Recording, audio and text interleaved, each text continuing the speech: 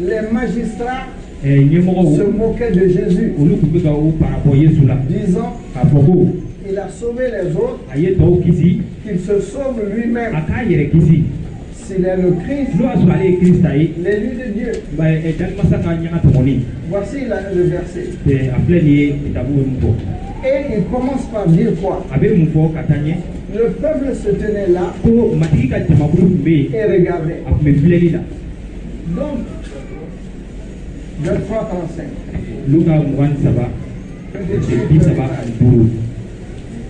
Le peuple se tenait là et regardait.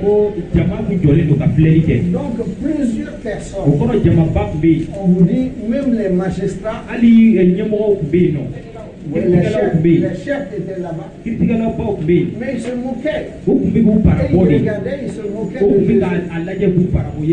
Mais beaucoup d'autres étaient là. Rappelez-vous, devant la croix, quand Jésus a été crucifié, il y avait des femmes qui pleuraient. Il y avait certains disciples qui étaient là. Les disciples Jean, nous savons qu'il était là. Et nous savons aussi que Pierre était là, les autres étaient là. Ils ont vu. Et chacun avait son opinion. Alors mon frère, ma soeur, ce matin, je voudrais revenir un peu sur la crucifixion de Jésus. Et comment toi tu vois ça? Mon frère, ma soeur, si nous ne retenons pas le Christ crucifié devant nous, nous ne pourrons pas avoir la victoire. Parce que Jésus a remporté notre victoire là-bas. Donc il est important que nous sachions vraiment le plus amplement possible ce que c'est que cette crucifixion. Sinon nous n'aurons pas la victoire aussi. Donc, la première chose à faire, nous allons nous mettre comme des inspecteurs de police et regarder à cette crucifixion. Qu'est-ce que ça nous dit? Si tu es inspecteur de police, quand tu viens dans un endroit où il y a eu un meurtre, tu vas essayer de distinguer qu'est-ce qui s'est passé. Où le voleur est passé, l'assassin est passé. Celui qui est mort là, comment il a pu mourir? Comment il était couché? Comment il était? Vous savez, les films actuellement, les experts, vous les regardez, vous voyez beaucoup de choses.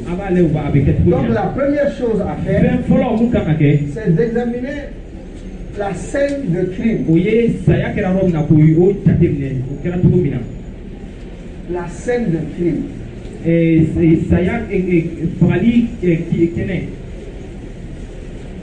Vous savez que la mort est un spectacle impressionnant. Déjà, quelqu'un qui est mort, quand tu arrives là-bas, tu es impressionné. Parce que peut-être il y a du sang qui est sorti. Et le sang, tu fais quelque chose dans le cœur. Quand tu vois la personne couchée, il n'a pas de vie. Ça t'impressionne. S'il y a plusieurs morts même, c'est encore plus grave. Il y a des gens qui ne s'en relèvent pas.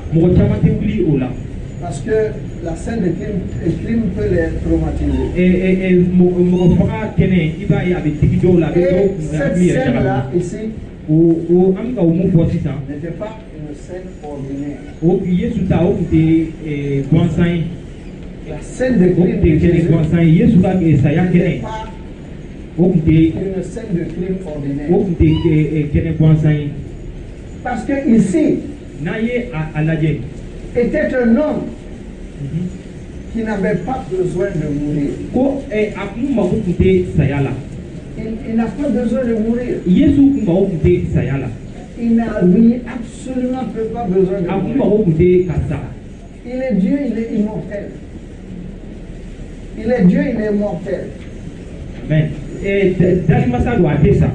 Mais il est venu comme un homme pour mourir. Alors vous voyez, cet homme qui est mort à la scène de crime là-bas n'avait pas besoin de mourir, mais a choisi de mourir. Jésus a choisi de mourir. Ce n'est pas une personne simplement qui est venu pour mourir seulement, mais il est venu pour accomplir une mission suprême. Et cette mission suprême était de venir mourir. Vous imaginez ça? Il n'a pas besoin de la mort. Ça ne profite à rien. Mais il a choisi de venir pour mourir. Parce que c'était sa mission suprême. C'est ça qu'il voulait. Il est venu pour mourir. Mon frère, il faut bien voir la différence. Quelqu'un sur la croix, quand tu le vois, immédiatement, tu comprends et tu t'écris comme ceux qui l'ont vu. Il est mort pour moi. Il n'avait pas besoin de mourir, mais il est venu pour mourir. Parce que toi, tu as besoin de sa mort. Jésus est venu parce que toi, tu as besoin de sa mort. Donc, le crime nous montre un homme qui est omnipotent, omniscient, omniprésent, mais qui n'avait pas besoin de mourir, mais qui est venu pour mourir.